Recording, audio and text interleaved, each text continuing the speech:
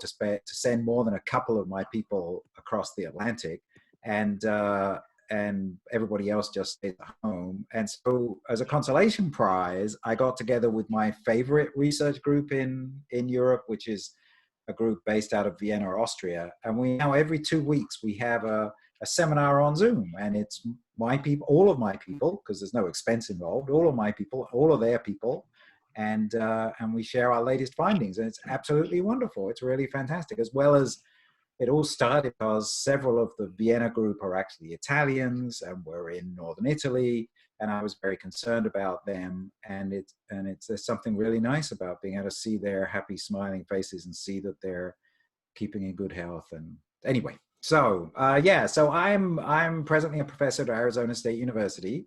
I arrived here about 7 years ago, and if you don't know already, it's a fantastic place. Before that, I was at the University of Florida. And it was at Florida for about a decade. And it was at Florida that I turned to dogs, that I took the canine turn. Before that, I had been a more standard issue comparative psychologist. I had started out on pigeons and done a lot of things on the kind of limits of cognition, of reasoning in pigeons. And before that, I had a decade in Australia, which in many ways was a wonderful time, and carried out studies on the behavior and cognition of several marsupial species, which was tremendously interesting because marsupials have been almost entirely forgotten in comparative psychology. And there's an informal idea that marsupials are dumb, right? The marsupials have a very low reputation, at least among the public at large. And there were no scientific studies that sort of addressed anything to do with their intelligence. And so it was very satisfying to be involved in that. But I have to say that nothing suits me better than working on dogs and their wild relatives. I've been working on dogs now for, I don't know, 13, 14, 15 years, something like that. And I'm 58. So clearly this was not where I started. And I'm sort of embarrassed that it took me so long in life to find the theme that suits me so very, very well. But I guess I'm lucky. I mean, people go a whole lifetime and never find a theme that really deeply suits them and satisfies them. So anyway, let me share with you some of the work my students and I have been doing. And let's try and push that out of the way. Okay, so I have a little PowerPoint presentation which probably, I hope will take up less than an hour if I just walk you through it. I but don't mind if you feel the need to interrupt me with a question. I do find in the Zoom world that interruptions during a talk are a bit more difficult to manage.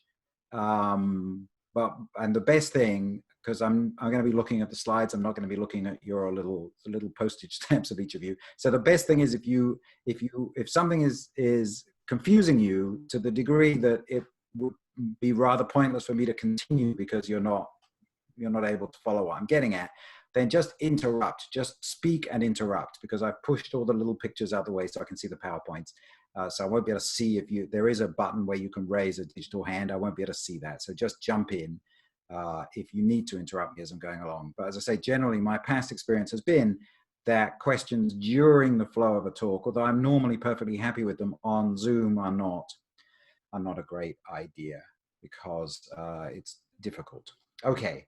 All right. Okay. So I, as you can perhaps imagine, give quite a lot of talks to lay groups. There's a fair amount of enthusiasm. People love their dogs, right?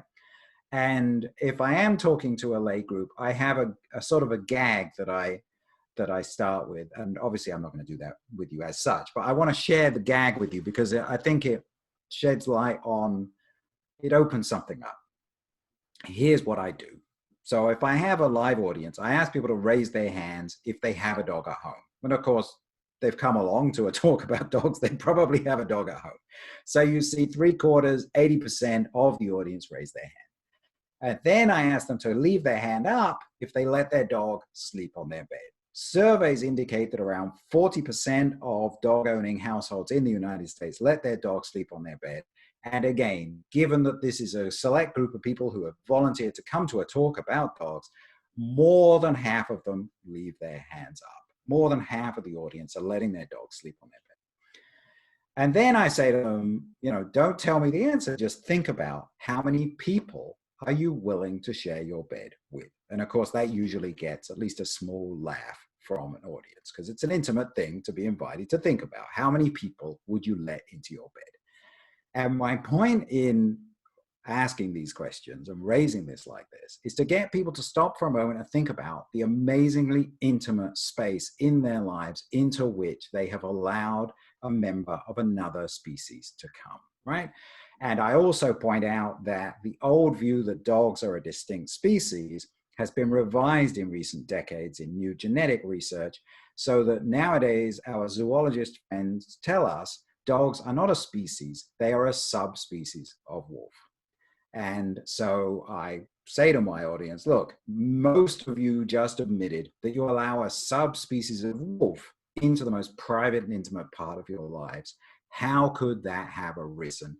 How could it be that this animal descended from, or indeed recognized as a subspecies of, a dangerous carnivore has somehow morphed, adapted to be your most intimate companion, among your very most intimate companions? So what I'm trying to do there is I'm trying to get people to stop and think about something that they take completely for granted as an everyday occurrence of no particular note, and get them to stop for a moment and look at that afresh, look at that anew, and consider the implications of the strangeness, really, of their day-to-day lives.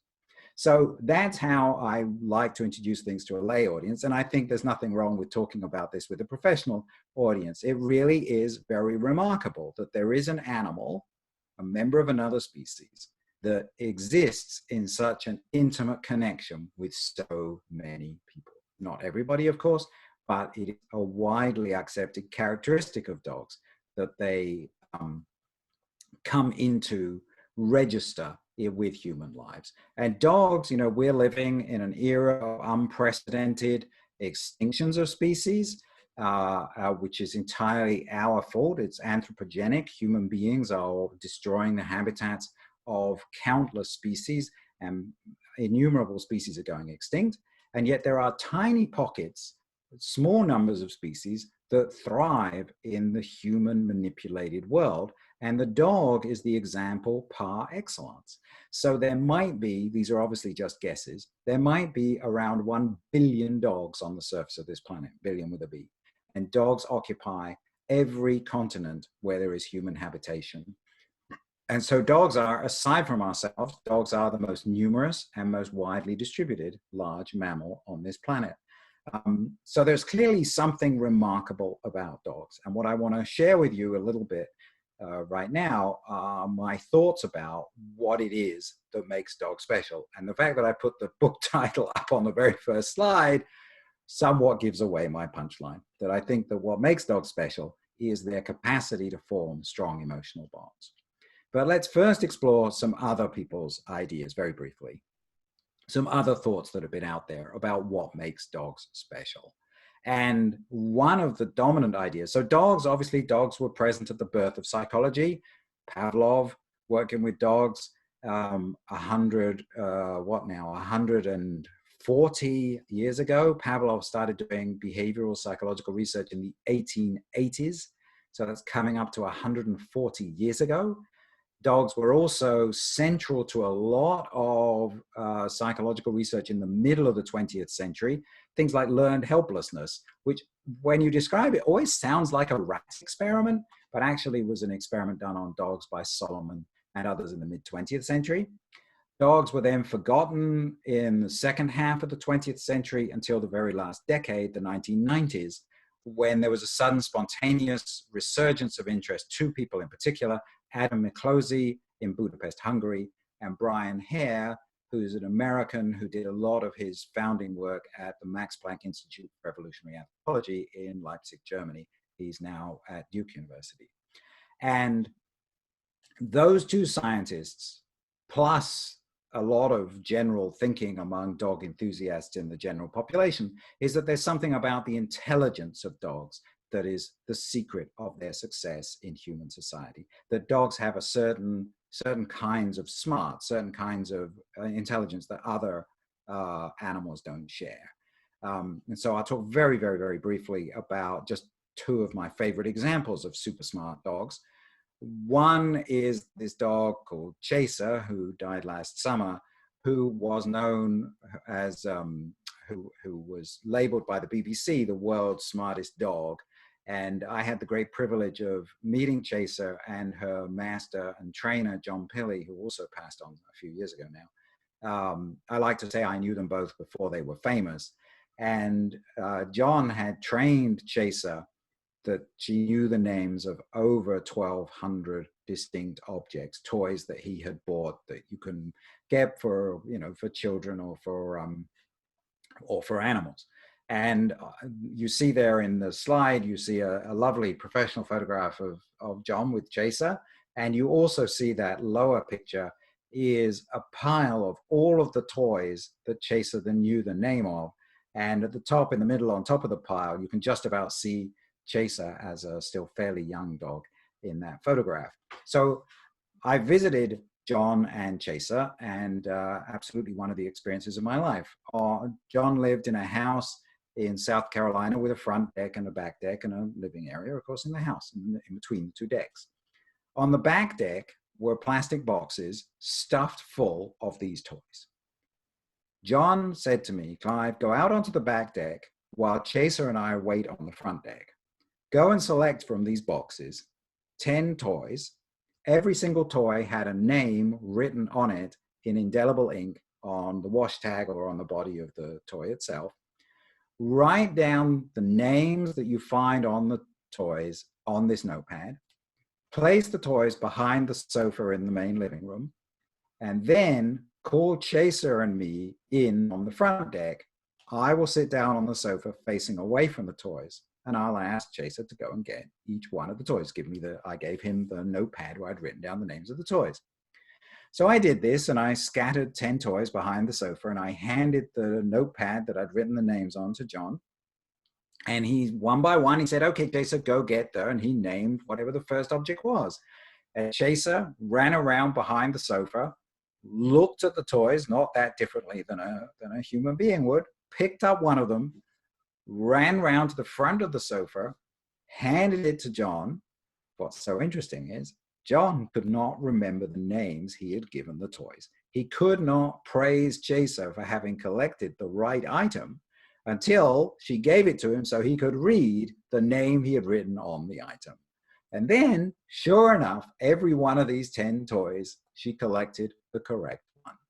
So they went back on the front deck. I put those toys back in the boxes on the back deck, and I repeated the operation with another 10 randomly chosen toys. Chaser got 10 out of 10 correct. And I now honestly don't remember how many times we did this, but again and again and again, Chaser got 10 out of 10 correct. I didn't see her make a mistake. Here's another image from the paper they published that shows you 42 of the 1,200 toys. So you could, with their names alongside. So you can see some of the names are purely descriptive. Some are just, you know, made up, whatever. Presumably, it really doesn't matter to Chaser whether the names are the same words that a human being would use in normal language to an English-speaking person would normally use to label something like a duck or not. Presumably, that makes no difference to her. And John and Chaser worked on this for 3 years, many hours each day. The training procedure was really very simple. John would get the toy. He would say, "Okay, Chaser, this is something or other." And then he would throw it, and he would say, "Go get the something or other." And when she loved chasing things, that's why they called her Chaser. She had a high drive to chase after things and bring them back. And when she brought it back, he praised her for bringing it back.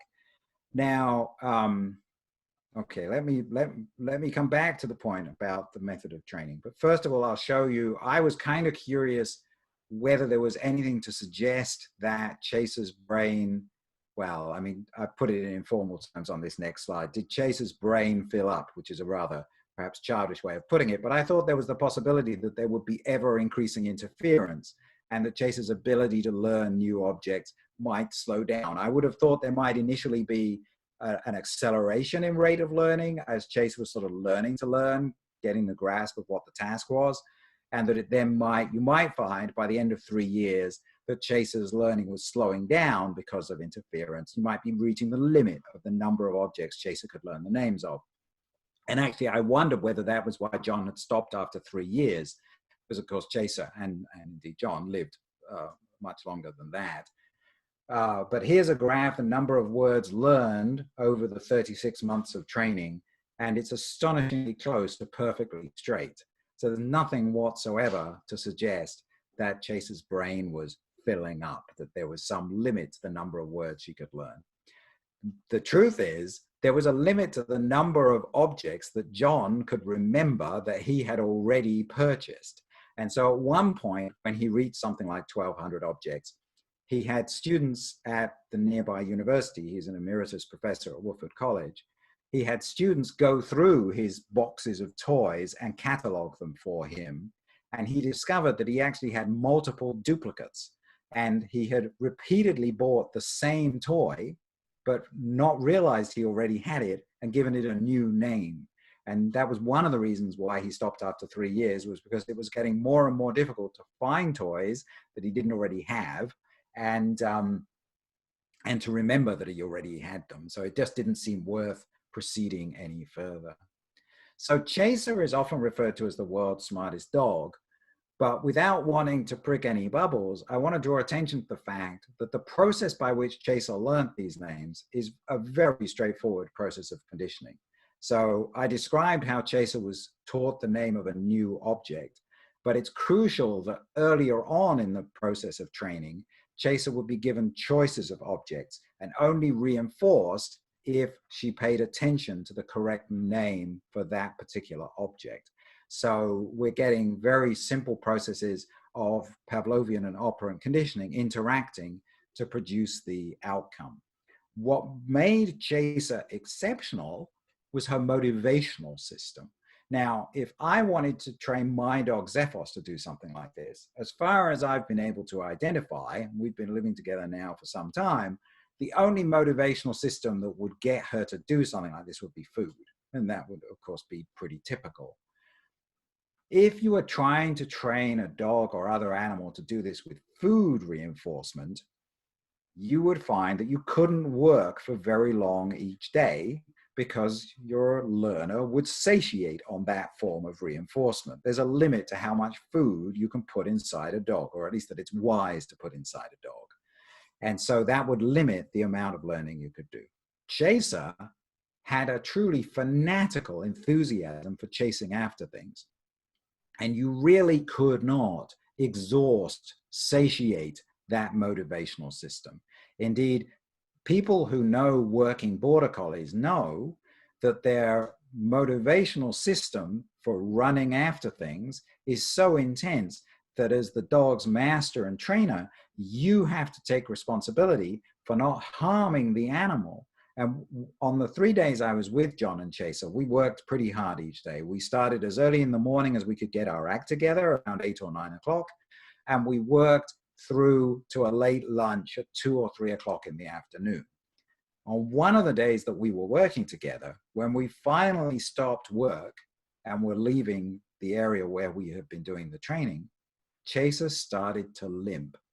And so clearly, at some point in the running around that we had been doing with her, she'd strained one of her ankles, or perhaps got something in her paw. But for as long as we kept her under task demands, she would not show any sign of injury. It was only when there were contextual cues that communicated that, okay, task demands are off now. It was only then that she allowed us to see that she was in discomfort. And that's something, as I say, if you talk to people who work with border collies from working lines, they will tell you, you have to take responsibility for the animal's welfare, because the animal, if it's being given opportunities to do the tasks that it loves doing, will not stop, will not show you that it's in discomfort. Okay, so Chaser, the world's smartest dog. Most dogs can't do that. The other dogs that I love for their abilities are sniffer dogs, which I think are absolutely fascinating. and they literally save people's lives. And they, in case you didn't know this, I mean, they really work. They really are astonishingly successful if they're well trained. But the only thing I'll say about that is that really what we're wondering at when we are marveling at sniffer dogs is we're marveling at their noses. There's nothing particularly intelligent about what the dog has to do. It takes a long time to train dogs to do this, many months usually, to train dogs to sniff things out. And that is also a process of very familiar processes of Pavlovian and operant conditioning. And it's the ingenuity of the human trainer that we're really observing. There's not much intelligence demanded of the dog. And sensory capacity is a different thing from intelligence. Okay. So that's sort of more everyday senses of dog intelligence. The particular skill that Brian Hare and Adam McClosey independently proposed that dogs possessed that made them so successful in human-dominated societies was a particular skill in being able to follow human intentions. Bordering on, Brian Hare has suggested that dogs have human-like theory of mind capacities. There are many different studies that have been done to look at this. I'll only mention one very briefly, and that is the propensity of a dog to follow a human pointing gesture. And if you go home, if you haven't already tried this, if you point at something for your dog, in all likelihood, your dog will go and investigate the locality that you're pointing at. That's definitely something that many dogs do.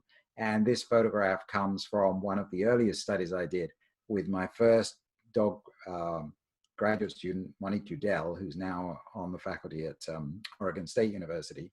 And yeah, if you point at things for pet dogs, they usually go where you point.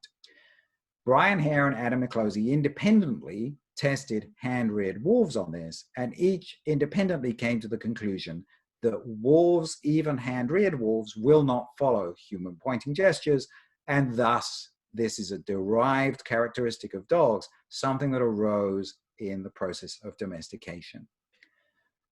Over 10 years ago now, Monique Udell and I were invited out to Wolf Park in Indiana, where they have been hand-rearing wolves since 1974, so they're really good at hand-rearing wolves.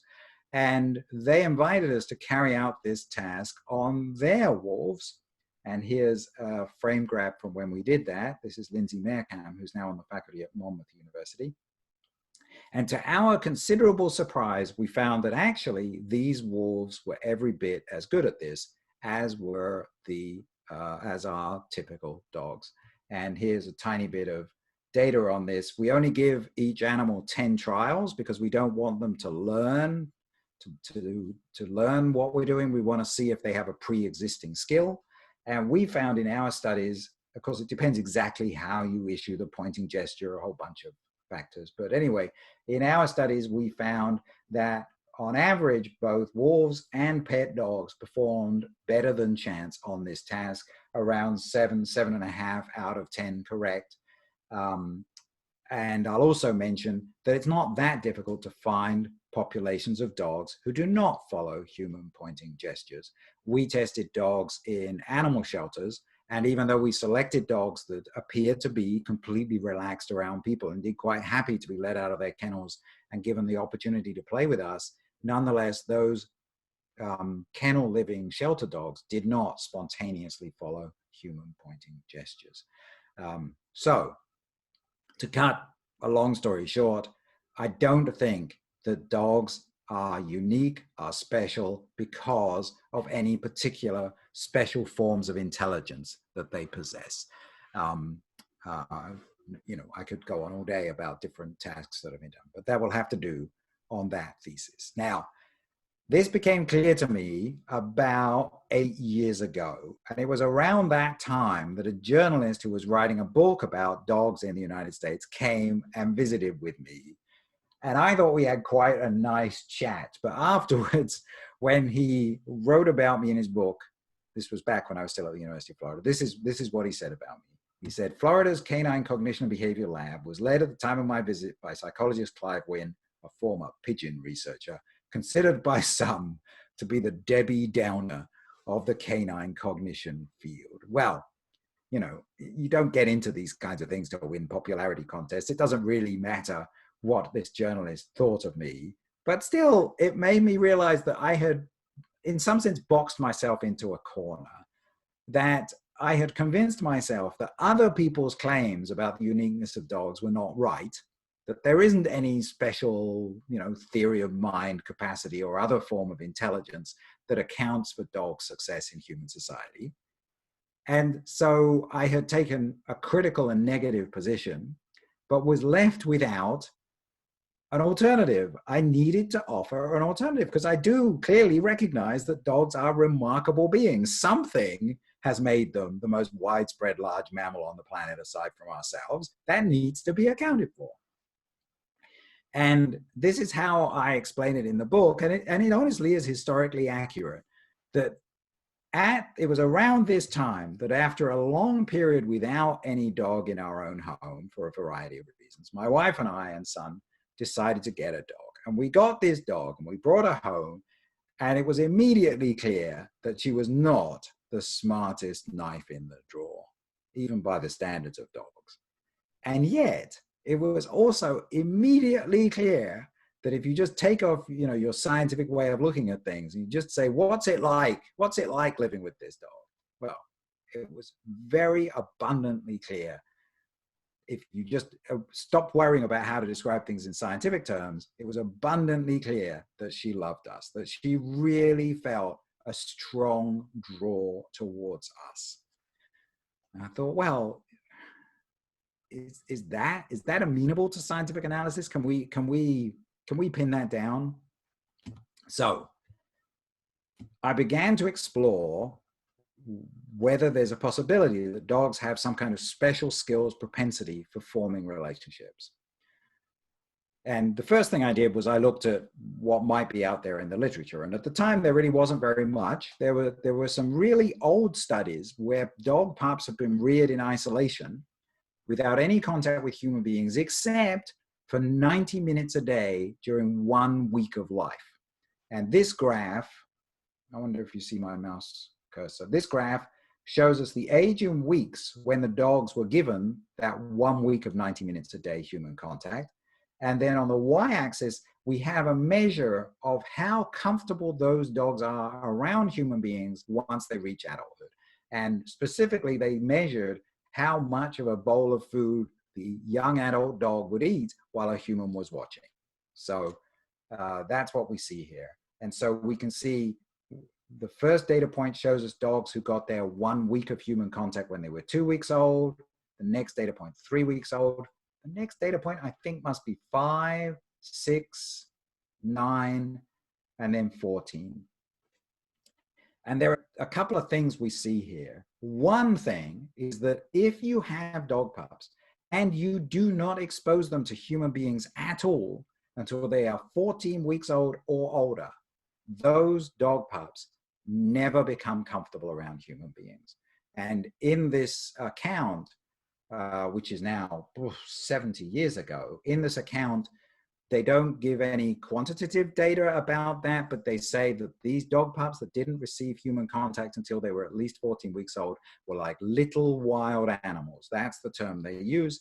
And they say there was really nothing they could do to tame them. And it's implied, although not clearly stated, that they euthanized those animals. Which is why, although I'm fascinated by this and on one level would love to replicate it, why I could not. It's not ethically acceptable to do an experiment where you'd end up euthanizing dog pups. But the other thing you see is that this really quite small amount of human contact, 90 minutes a day for 7 days, is enough. It's not much, but it is enough to produce dogs who, as young adults, are happy to be around people. And that's especially true if they're 5 or 6 weeks old, but it's true at 9 weeks and it's true at 2 weeks as well. So we don't have equivalent data from wolves. Nobody has ever done exactly this experiment with wolves. All I can offer you for a comparison to the wild ancestors of dogs is the 40 plus years experience at Wolf Park in Indiana. And I've spoken to the old timers there about their early experiences while they were still developing procedures to hand rear wolves so that they would accept human companionship. And what they have told me is you really need to be with the wolf pups from 3 weeks of age onwards, 24 hours a day, every day for the next, I've forgotten now how many weeks, but for the next considerable period of time, if you are going to have a chance of ending up with wolves as adults who are at least tolerating of human companionship. So as I say, I can't give you a precise comparison, but there do seem to be good lines of evidence that dogs are very, very much easier to socialize than our other species, than our non-domesticated species. And what we're talking about here is the critical period for social imprinting. The critical period for social imprinting in dogs is way longer than it is in any wild type animal. And by the way, this is about dogs' relationships with human beings. People who love dogs will talk about dogs having a special propensity for a relationship with human beings. And I sometimes say that too. But to be correct about this, I should clarify that it's not about us, and it's not a special propensity to form relationships with beings like us. Dogs have a special propensity, an extended critical period for social imprinting, that will work with anything they are put with while they are young. And the easiest way to spot this is with livestock guarding dogs. So there's an ancient tradition going back thousands of years of putting dog pups out with the animals that you want and need them to protect. So this is a photograph from a goat ranch here in Arizona that I went and visited just so I could say I'd seen this for myself. And you see how these goats and this dog clearly have an intimate, trusting relationship. And how is that achieved? It's achieved simply by putting the puppies with goats when they are young. And if you do that, then in the same way that so many of us are accustomed to seeing dogs forming relationships with us, so too dogs will form strong emotional bonds with goats. The cutest example I know of, which I have not yet seen for myself, which was to have been part of my upcoming sabbatical, but who knows when we'll be able to travel again, is in Australia, where there's an island off the south coast of Australia where penguins have been repeatedly decimated by foxes that can get to the island at low tide. And they now have livestock guarding dogs who live out on the island with the penguins, and they love the penguins. The dogs love the penguins and protect the penguins from the foxes. So dogs can form bonds with, as far as we know, I mean, nobody's made a real scientific study of this, but it seems like if you put them with the thing young enough, they will form social bonds with anything, any other species, so far as we know. Okay, that's one line of thinking about dogs' special skills in forming relationships. I'm going to flip sides for a moment and talk about humans bonding with dogs just for a moment. I said there are perhaps 1 billion dogs on the surface of this planet. Only a few 100 million dogs are pets. The majority of dogs on this earth are not pets, but they are not true wild animals either. Very few populations of dogs survive by hunting live prey. Most dogs on this planet are scavengers. This is a photograph from India of a quite remarkable scientist, Sunil Pal, who has been studying the free-living dogs in his community for decades now, and has published multiple papers in highly reputable peer-reviewed journals in the West, despite the fact that he is a high school teacher. This guy is a high school teacher in West Bengal and observes systematically the street dogs in his neighborhood and publishes very informative papers about the lives of these dogs. One of the things that he noticed is that first-year mortality, infant mortality in street dogs is extremely high, 82% mortality in the first year in one of his studies. Free-living dogs have also been studied in Italy by Luigi Boitani and collaborators in Rome. The dogs were not in Rome. Luigi Boitani is based in Rome. And they radio tracked 9 adult dogs over 4 years. 40 pups were born in that 4-year period. Only 2 of them reached adulthood, defined as their first birthday. So infant mortality in free-living dogs, which is most dogs, is extremely high. I've never studied them directly myself. I visited the Bahamas and spent a day looking at the street dogs in and around Nassau in the Bahamas. And I spent an afternoon talking with William Fielding, who's on the faculty at the College of the Bahamas. And he studied the dogs there somewhat. He's more of a social scientist, so he hasn't done direct behavioral studies of the dogs, but he's asked the people about the dogs, and he's very interested in the dogs. And he and I were chatting, and we were talking. It was also his impression that in the Bahamas, infant mortality for the dogs is extremely high. And he and I were chatting, and he said he had the feeling that most of these pups die when they're weaned, around 8 weeks of age. Foraging, scavenging is a relatively easy lifestyle. Compared to catching live prey, scavenging is very easy. That's one of the reasons why, unlike wolves, dog parents do not invest much in their offspring. They don't train their offspring how to find prey because scavenging is so straightforward. But nonetheless, it's still challenging enough for an 8, 10, 12, 14-week-old pup that it's around that age when the mother weans them that a lot of the pups are lost. And William Fielding had this idea that the secret to a dog's success is if at the age of weaning, a human family takes an interest in that puppy. And we both agreed that we thought the 8-week-old pups must be the cutest possible dog pups. And that's kind of interesting to me because I'd heard of this old idea, Kindchenschema, which was developed by Konrad Lorenz in the 1940s. The idea that the young of all species have certain common characteristics that makes them attractive to human beings. So the young of all species tend to have proportionally larger eyes for their face than adults do, smaller mouths. So there's this idea out there, been out there for a long time, and has been repeatedly demonstrated that we human beings find the young of many species attractive, and what makes them attractive is the characteristic facial shape that young beings of many different species all share. But I also thought, it seemed to me for some time, that actually really young newborns, I mean, this is sort of a joke if you've had a child, you know, people joke about how newborn babies are not that cute, right?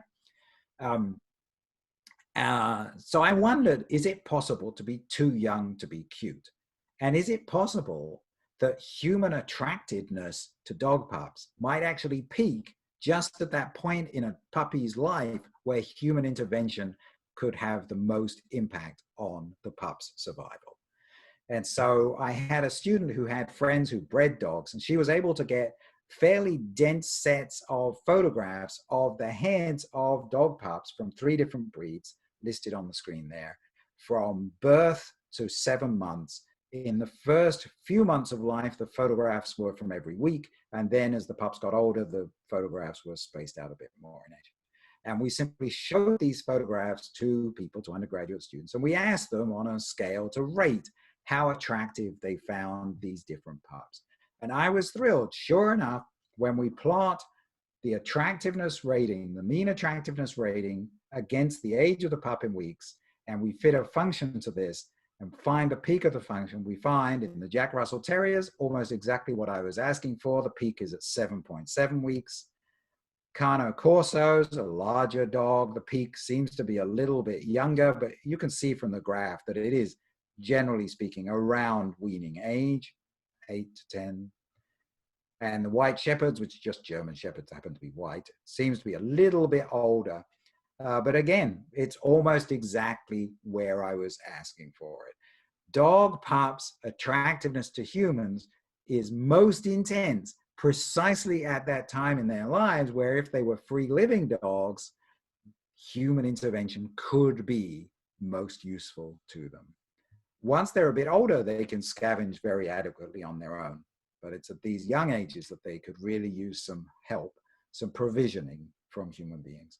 So just for fun, brace yourselves. I'm going to show you the photographs of dog pups that my science has demonstrated are the cutest possible dog pup heads. So you're going to get a jolt of oxytocin. What do you think? I think they're pretty handsome chaps. I think they're really very attractive. Here are the least attractive youngest ones, which in every case is the youngest we could possibly get a photograph of them. And here are the least attractive older ones, which in every case is the oldest photograph that we had in our photo set. Now, I think it's quite believable that if you fell in love with one of these puppies at its age of peak attractiveness, you would still find the dog completely lovable as it gets older. It's not like the relationship would break. But if you're looking to pick up a new dog into your life, the middle row, the dogs of peak attractiveness, would surely, in a competition, win out against the older ones. So I find that interesting. It's sort of flipping to the other side and looking at the human response, but it's all part of the same thing. Okay, so dogs do have special skills in forming relationships. Now I'm going to quickly show you a few different ways that we see how dogs' ability to form relationships expresses itself in different levels of analysis. And I'll start by sharing quickly work that I've been involved in with Monique Udell, who I already mentioned, also Bridget von Holt, who's a young geneticist at Princeton University, where we've actually been looking to see, and we found evidence of genetic mutations that make dogs more able to form relationships with people. And this is particularly exciting because if we're making a claim that a species or a subspecies has something characteristic about it, ultimately we should be able to identify that in their genetic material. But at the same time, finding the genes for behaviors is always extremely challenging because behavior is inevitably always driven by multiple genes and so very, very sensitive to environmental contingencies. So I was pleasantly surprised that we seem to have been able to find something here. So to find a gene for sociability, for friendliness, we need to have some kind of a measure. We actually have two. I'm just going to tell you about one. Very, very simple. On the left, you see Dana Drenzik, who used to be the manager at Wolf Park. I don't think I'll try and run the video because we're a bit short of time. She's sitting on a container out in the sun, and you can maybe, if you can see my mouse cursor, I hope you can see that I'm pointing at some bits of trash that we rearranged to create a circle of 1 meter radius around Dana. And the point of this is we need to have a marking on the ground so we can measure the animal's propensity to seek contact with this person. Dana is a person that these wolves have known all their lives. We don't bring novel objects into the wolf enclosure if we can help it, because the wolves are somewhat neophobic and it's a nuisance to have to wait for them to habituate to novel things. So since there were bits of trash in the enclosure, we just rearranged some of the trash so that we had an adequate marking of a 1 meter circle for later video analysis. On the right-hand side, you see just the first freeze frame of a dog being led into a room. And I won't show you the video for time reasons, but you can see on the far right of that screenshot, there's a chair and there's blue tape on the floor marking a 1 meter radius circle. All we're going to do, which I won't show you, I won't show you, I'm going to skip it. All we're going to do is give the animal 2 minutes and measure what portion of that 2 minute interval does it choose to spend close up with this person who it knows really well, given that in the previous 5 minutes, it has not been in the company of this person, okay? So the y-axis shows the time in proximity out of 120 seconds, 2 minutes. The wolves are pretty interested in this familiar person. You can see they're spending something over 30 seconds, around a quarter of the 2 minute interval, inside the circle with this person. The wolves are interested in this person. These are hand-reared wolves. This is a person they've known all their lives. Obviously, if you were to go out into the forest and try and do this with a wild wolf that's never met you and has never been around people, the answer would be 0 seconds. That goes without saying. That doesn't matter. That's the environmental component. These wolves have had a rather exceptional experience, life experience for a wolf, that they were raised by people and they care about people and they're interested in people. Nonetheless, when you look at dogs, dogs spend every last second of the 2-minute interval with their human being. I say every last second. It's like 117 or something on average seconds out of 120 seconds. There is a really big difference. We also do the same test with strangers.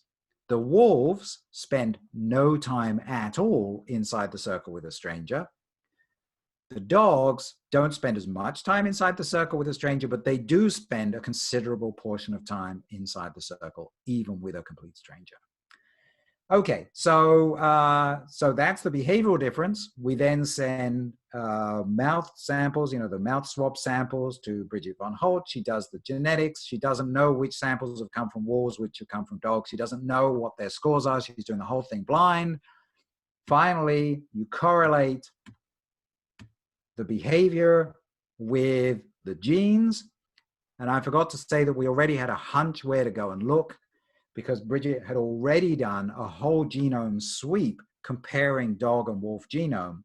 And what she found was that there were significant changes in the dog genome in an area of the genetic material, which in human beings, if it's damaged, leads to a very rare syndrome called Williams-Buren syndrome. Williams-Buren syndrome involves over 24 genes, and not surprisingly, given the large number of genes, it has a very wide range of phenotypic impacts, strange facial structure, heart deficits, a whole bunch of things. But the most interesting thing is that people with Williams syndrome are described in the medical literature as being exceptionally gregarious. Well, more or less a fair way of describing the behavior of dogs compared to wolves. And so Bridget was only looking where it says on the x-axis position in target region. She's looking across the region of the genetic material, which if these were humans would be involved in Williams syndrome. And she's correlating the behavioral differences that we observe with the genetic location. And 3 genes pop out with the poetic names WBSCR17, GTF2I, and GTF2I-RD1. And actually 2 of those genes had already been identified in studies on Williams syndrome as being the genes that are responsible for the hypersocial, exceptionally gregarious aspects of Williams syndrome. There are people who suffer Williams syndrome and they don't have knockouts of those particular genes, and they don't have the hypersociability. So we've actually been able to dig down to the deepest level of biology and identify genetic changes in dogs that lead to their highly social phenotype. I'm going to skip the next bit in the interest of time. Oops, I didn't mean to skip this bit. This bit. This is a study out of Azabu University in Japan. They have dogs and people who are in a relationship with each other look lovingly into each other's eyes. Before and after they take urine samples, which obviously the dogs have to be trained to do on command. People can usually do on command without additional training. And they measure the levels of oxytocin in both the dog and the human. And what they find is that when a dog and a human who are in a loving relationship look into each other's eyes, you get spikes in oxytocin on both sides of the relationship. So we see dogs' affection for people coming through in their hormones. A couple of slides. Most people seem to have already heard about this research. This is research of Gregory Burns in Atlanta, Georgia. And he's trained dogs to lie perfectly still in MRI scanners so he can do functional MRI scanning of dogs' brains. Initially, the dogs were trained that one signal indicated a small piece of sausage was on its way, one hand raised vertically, and a separate signal indicated that no reward is on its way, 2 hands held horizontally together. You look at the activity in the dog's brains, and what you find, which is not entirely surprising, but it's important for the next step, this shows that the caudate nucleus, which has been known for decades to be a major reward center in the brain, activity in the caudate nucleus is stronger for the reward signal than it is for the non-reward signal. Okay, so Burns has clarified that the caudate nucleus in the dog, that its activity can be detected in an MRI scan, and that it shows up the way it should, that the caudate nucleus is more active when the dogs are expecting a reward. Here's the interesting bit. He then puts the dogs into a scanner. I could let this run. He puts the dogs, well, let's do this one first. The dog is being given here a free choice between the person, who you can very clearly see, and perhaps what you cannot see quite as clearly is that on the other side of this simple Y maze is a bowl of food. This dog on this occasion chose the owner. Each dog is given multiple trials like this, and here you see another trial, same person, same dog. But on this occasion,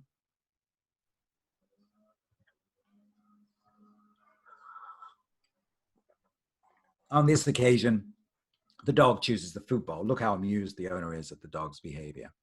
The same dogs were given multiple chances to make this choice, real world choice.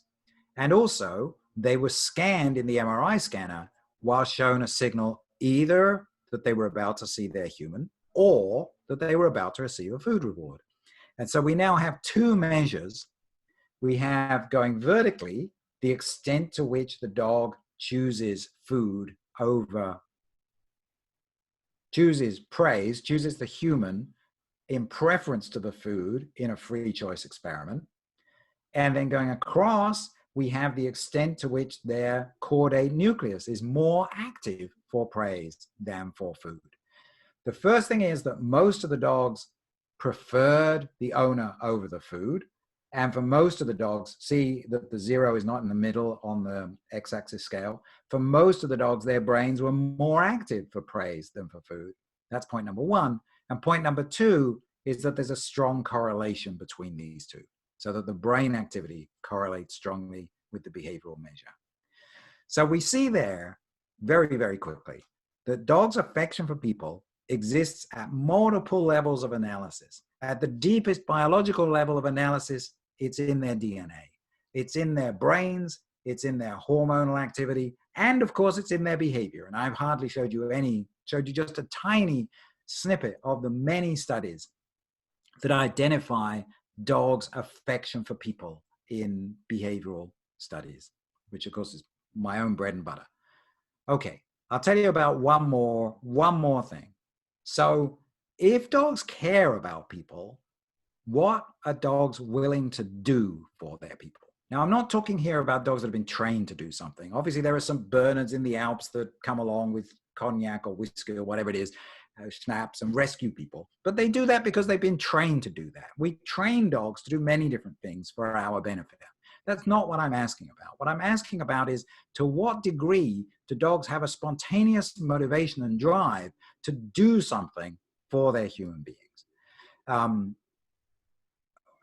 Which is, we can call it the Lassie effect, right? Because of the famous TV show Lassie, not actually the original book. It doesn't come up in the original book or the original movie, but that famous cliche line, "What's that, Lassie? Timmy's fallen down the well."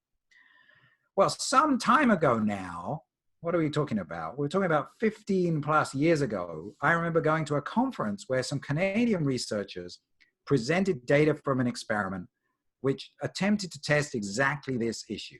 They had people walk out into a park and pretend to have a heart attack. And you can see in shot there, just for a moment, that there's another person in the park pretending to read a newspaper. And what we're interested in here is, will this dog go and try and get help from that person? And I'm going to cut a long story short in the interest of time.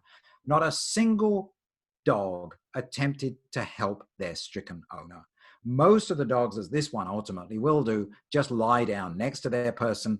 And a handful of dogs, and this was very funny when it was presented at a conference, a handful of the dogs run off into the woods behind and take hours for the owner and experimenter to then find the darn dog again. Now, of course, there are many problems with this study, and they attempted to produce a better controlled follow-up where they had a bookcase fall on the owner. I think there were still problems with that. But nonetheless, it worried me because it seemed to indicate that dogs really don't have much sympathy or empathy for their humans. And this study seemed to be a counterexample to my argument that dogs have a strong bond, a strong connection with their people. And so I've worried about this experiment for a long time. And finally, a few years ago, I thought, well, actually, what might be, there are problems in this study, in this particular one I've shown you the video of. It doesn't look like the dog actually comprehends that the person is in trouble. In the bookcase condition, that was less of an issue. But I think there are still problems that the cognitive demands are too great. And so we decided to design an experiment where we have a person in distress, and the manner by which the dog should help the person is made as simple as we could make it. And so what you see in this image is you see a box, and in that box is a human being who is going to cry out in distress. All the dog needs to do to help the human being is just nudge the front panel. It is made as easy to open as we could possibly make it. And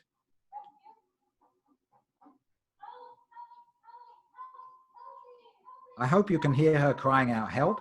And I hope you can see that the dog is showing a number of points of concern, behavioral concern. There's whining. I don't know whether you hear the whining.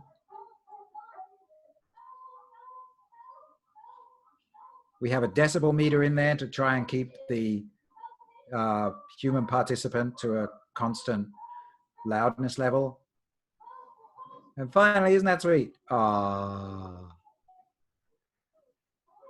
Then we have a condition where the same human reads aloud from a text specially selected not to contain the word help. And you'll see that the dog's behavior is quite different. Now, of course, we counterbalance the order of conditions. Ultimately, cut a long story short, ultimately this dog will just lie down and rest next to the box. We also have, and this is very important, we also have, I don't show you this in video, we have a condition where the dog watches us drop food treats into the box. And this is important. About 1 dog in 3 will rescue its owner from the box when she's in distress. But why is it only 1 dog in 3? Is it because 2 dogs out of 3 actually don't care? Or is it because 2 dogs out of 3 cannot figure out what to do? And that's why we have the food control condition. And what we find is that it's the same proportion of dogs and the same dogs who open it to get the food out. 1 dog in 3 will open it to get the food out. And if they are able to figure out what to do to get the food out, then they will rescue their owner. And again, to emphasize, all conditions are counterbalanced. So we account for any possible order effects. So in other words, that Canadian study gives a misleading view. Dogs are motivated to help people if they can only understand what they need to do to help. But people, I fear, massively overestimate the intelligence, the reasoning capacity of dogs. Many dogs cannot figure out what to do. Many dogs cannot figure out what to do, and that is why they don't help. Okay, so I hope I've left enough time for questions. To sum up, dogs really do love people. They really do have an exceptional capacity to form strong emotional bonds with people, with goats, with penguins, with things that they meet during their lengthy critical period for social imprinting. Sometimes they actually love their people more than they love food treats. And we can see this in their behavior, of course, in their behavior, in their hormones, in their heartbeats, I didn't show you that bit, in their brains, and even in their genes. So I hope I've left enough time for some questions, because I'm sure